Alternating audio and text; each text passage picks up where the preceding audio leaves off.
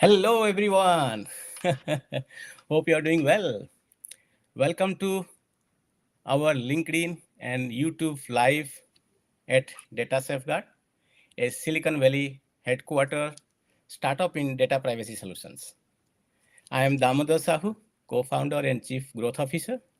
I'm super excited and thrilled to introduce you Elliot Lowen, our co-founder and chief privacy officer. Welcome, Elliot. Thank you, Damo. It's a pleasure to sit in with you and to work with you. Uh, Super. Both of Yeah, us our are. vision Go ahead.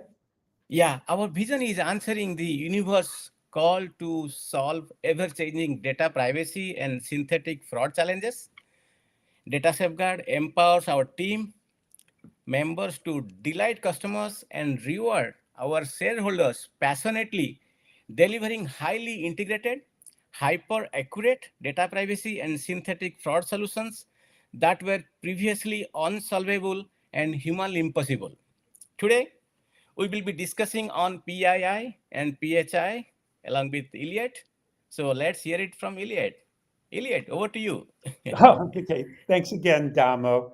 Again, a pleasure working with you. We both co-founded Data Safeguard with the idea of protecting data, not in a network security point of view, but actually by handling the sensitive information, either by redacting it, by masking it, by checking and making sure no fraud is used by it. Today, we want to talk about personal identifiable information, or better known as PII, and protected health information, PHI. Now, both Damo and I have lots of experience in this space. I personally have been working for 30 plus years in the privacy space and early on realized how important it was, especially with the wide proliferation of personal information in places like financial services, insurance, healthcare. And I'm so happy to see the kind of regulatory and company social responsibility that's taken place to protect that information. So let's talk about personal identifiable information. Absolutely. What, what we mean by personal identifiable information, and there's a subtle and a number of caveats there, is information you would not otherwise want to make public. Okay. And that might include your name, your address, your email, your phone number, your social security number, your driver's license, your date of birth, your passport number, things that might identify you, like your mother's maiden name, things that you might want to use for transactions like credit card and debit card numbers, your bank account number, your health insurance number, and any biometric information about you. Now, it doesn't cover, even though these are things that we would call personal, if there's information that's publicly available or published, such as President Joseph Biden addresses the White House.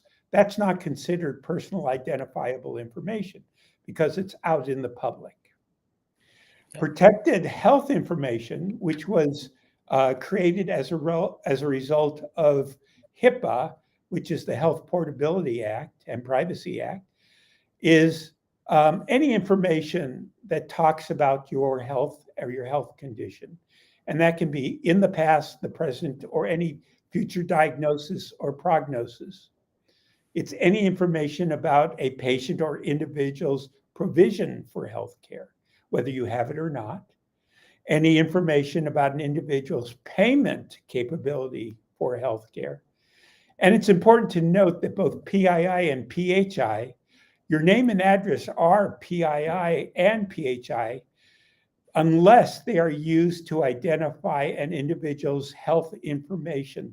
And then they are both PHI and PII. Okay?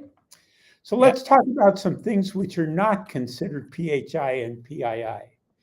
Like I mentioned, Joseph Biden, public available information, Okay. such as a phone book listing your phone number or a website that might have your biography on it. Information that is de-identified. For example, if information is used to that has your personal information but is redacted, So your information can no longer be seen using such programs as or products as Data Safeguard's ID-REDACT. That information can be made available to the public because there is no PII or PHI information as part of it. Information that's used for research purposes, but the researcher has obtained specific individual consent.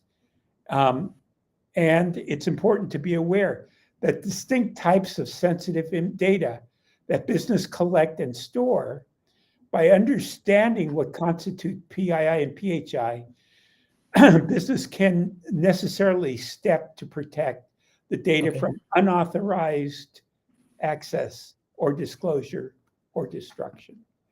And think about an example of this might be you apply for a mortgage. Think of the information that you might disclose as part of that. There's really nothing to do other than to contain PII. And what you want to make sure is that personal identifiable information is protected.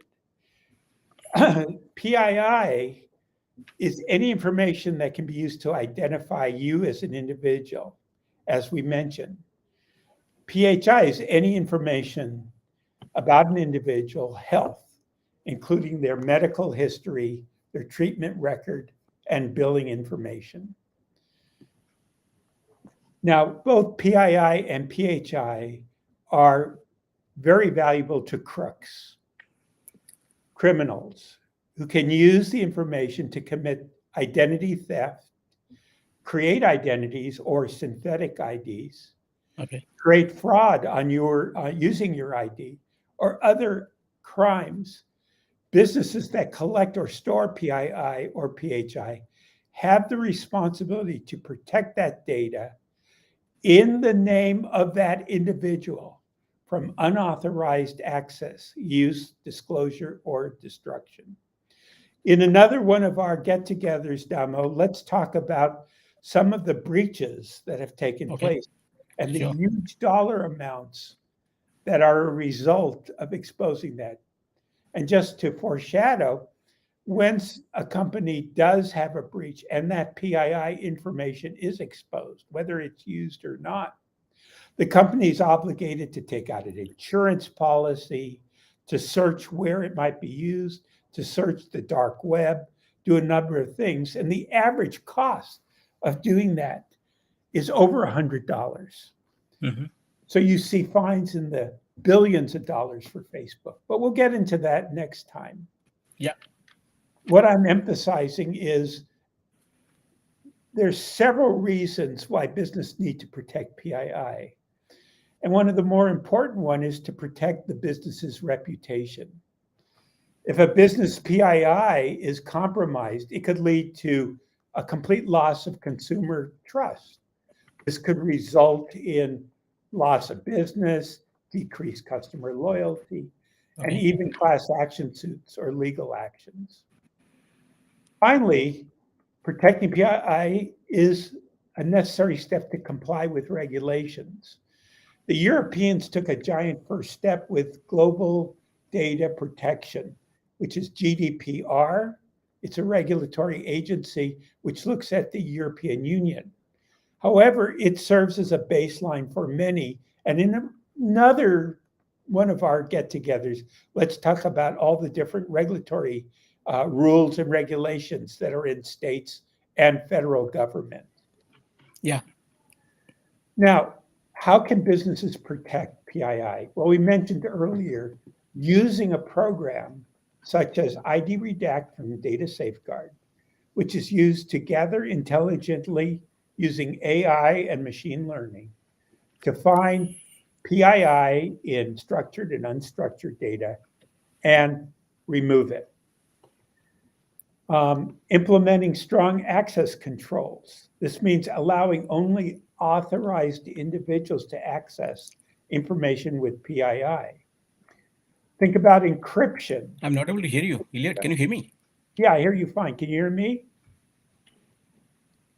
Damo, can you hear me? Looks like I'm not able to hear you. Maybe. I hear you. Okay, you hear me? Okay. Please. Well, Damo, let me conclude. Do you want to try to sign on and Oh, off yeah, I again? think some technical issue. Yeah.